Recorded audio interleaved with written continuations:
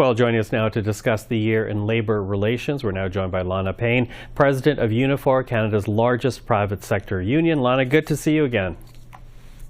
Good to be with you, Michael. Listen, I know you can't really talk about the details of the deal reached with CN Rail, but going into it, Unifor was talking about wanting better compensation, better job security, working conditions. How much of the labor disputes we've seen this past year are tied to those very issues?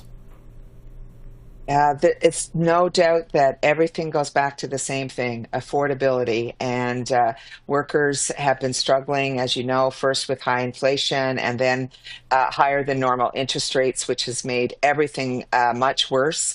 But also there's been a moment of trying to play catch up here, going through a number of decades of really just barely keeping pace. And we have been fighting hard at bargaining tables. I think we've had 98 strikes in just over 2 years. So we know how to get the job done, apparently. And we have had historic collective agreements as a result. And the issues at CN bargaining were no different than we've seen across every sector of the economy. Okay, so affordability, the big grouping as to what seems to have inspired workers to be able to go out on the picket line. But we also got some new unemployment numbers recently. It's now nearing 7%. Does that make it harder to demand more from employers when, ultimately the economic conditions are changing? There are more workers than there are jobs right now.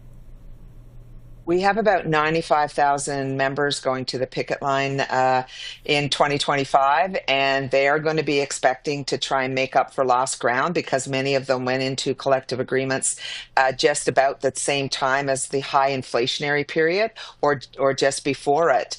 And I am concerned because, of course, the labor market is softening. This was the whole point of the rapid interest rate increases that we saw from the Bank of Canada, was to put a damper on the economy and in doing so to try and bring inflation down. But the reality is that working people are starting to see the pain of that.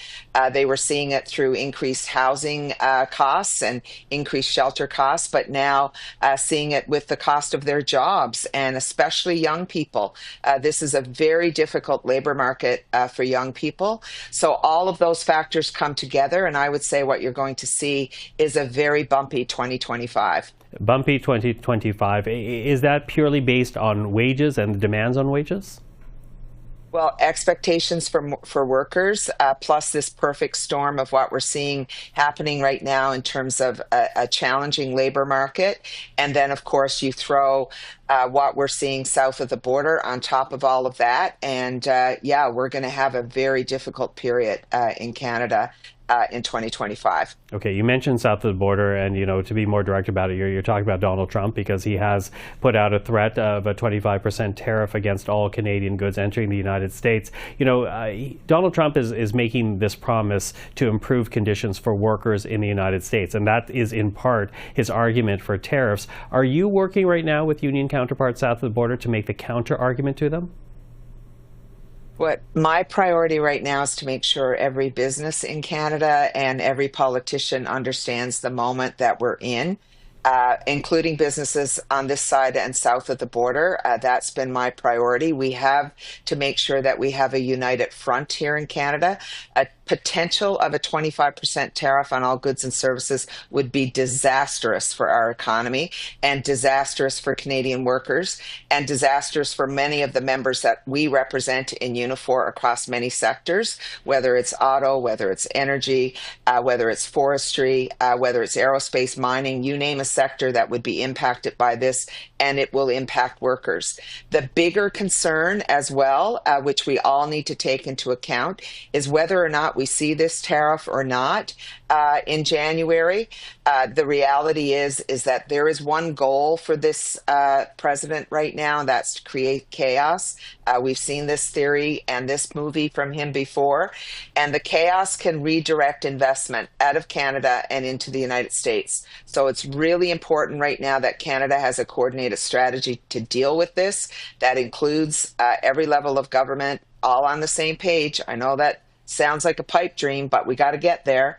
And including the business community and the labor community, we've got to have a massive Team Canada approach, and I would say much bigger and broader and more robust than we saw the last time around. And so when you say that, what do you want this Team Canada effort to include when you're talking about protecting Canadian work? Well, first of all, we have to make sure that we're getting on our offense here, putting forward proposals and things that this president might be interested in seeing from us. But we also are going to have to shore up our own industries. And this means making sure that we are being very strong on using our own procurement dollars in Canada to protect Canadian jobs, to grow Canadian industries, and building industrial policy in all of the places where we can. There's no possibility of kind of sitting back here and resting and relaxing. We have to take this very, very seriously.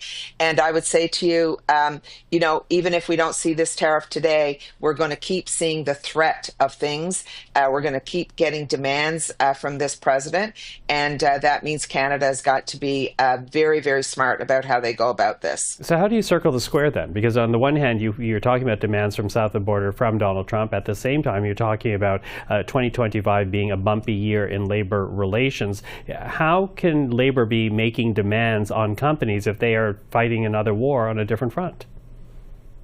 Yeah, well, not all sectors will obviously be impacted by the tariffs. Some are in places where there's going to be a different scenario happening.